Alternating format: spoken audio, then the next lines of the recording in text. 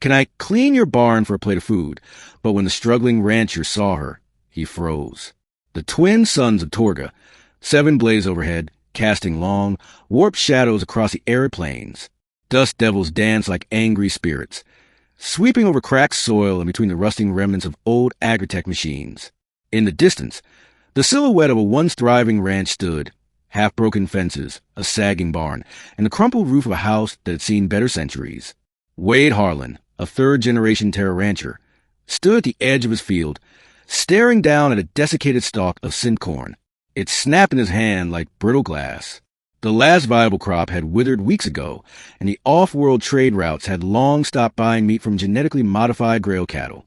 The economy was crashing, and Wade was running out of options. That morning, he'd eaten the last protein bar in the pantry. The energy grid was on its final backup cell.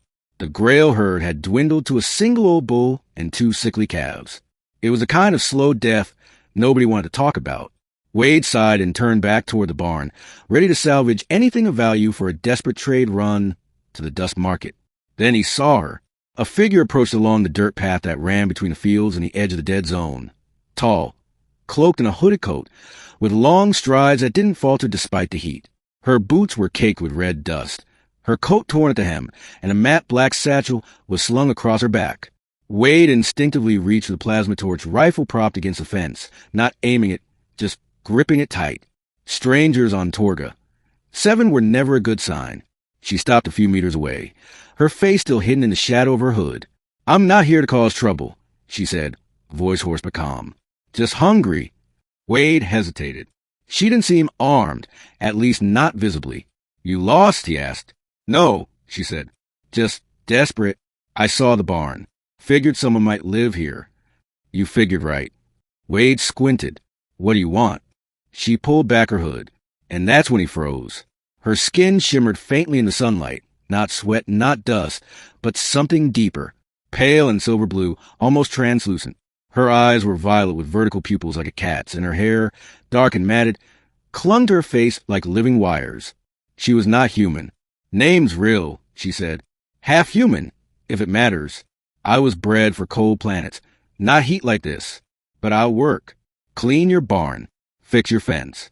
Whatever it takes. Just something to eat." Wade lowered the rifle. "You're not a synth, are you?" "No," Rill said. "I was born, not printed." There was a long silence. Wade wasn't the type to let aliens, hybrids especially, near his home. Most locals weren't. But hunger changes a man. "All right," he said at last. "Barn's a mess. You clean it proper, I'll fix you a plate. Just one." She nodded and walked toward the barn without another word. Hours passed. Wade kept one eye on her, while he fixed the broken piping on the cattle feeder. She worked fast, stripping moldy hay, sweeping debris, even repairing loose slats in the wall. She didn't ask for tools, used what was available, even stripped wires from her own satchel to mend a splintered gate. By the time the red sun began to dip below the dust ridge, the barn looked better than it had in years.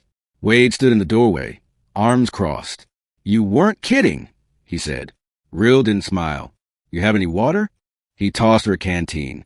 She drank cautiously, like she wasn't used to generosity. Inside the house, Wade heated a ration of freeze-dried stew, vegetable protein with a hint of spice, the last sealed container in the cupboard. He served it to her in a cracked bowl. She didn't devour it. She ate slowly, gratefully, almost reverently. "You from one of the refugee ships?" Wade asked, leaning against the wall. "No," she said. "They don't take people like me." He sat across from her, watching her more closely now. Her hands were scarred, not from battle, but tools. Welding burns, blade nicks, calluses on her fingers and palms. "You worked ranches before?" "I worked fusion reactors," she said. "Then a weapons lab. Then mines on Kepri 5. But I've shoveled plenty of manure too. Why come here?" Rill looked at him, her expression unreadable. "Because this planet's dying slow. And people leave behind things when they give up. Tech food. Secrets." Wade frowned. "Secrets." She paused, then leaned forward. "You have something in your barn," she said. "On the floorboards. I felt the hum when I swept near the back wall." Wade stiffened. "That barn's been around since my grandfather.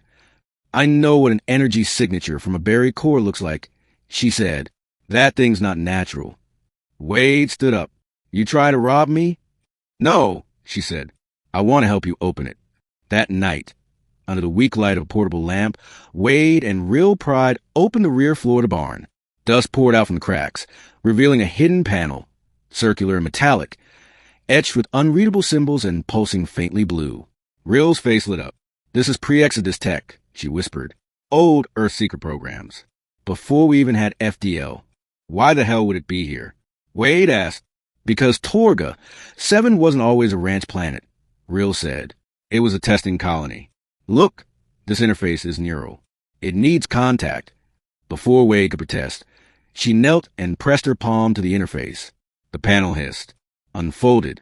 A column rose in the ground, revealing a silver orb suspended in a cradle of glowing tendrils. Wade stepped back. What the hell is that? Real's voice was soft. An atmospheric engine. Wade blinked. You mean... It can terraform, she said. Not instantly, but over time. Rejuvenates dead worlds. Like this one. Wade stared at her. His heart thudded. This could save my ranch. It could save 1,000 planets, Real said. But the megacore would strip it down to replicate it, sell it to the highest bidder. He nodded slowly.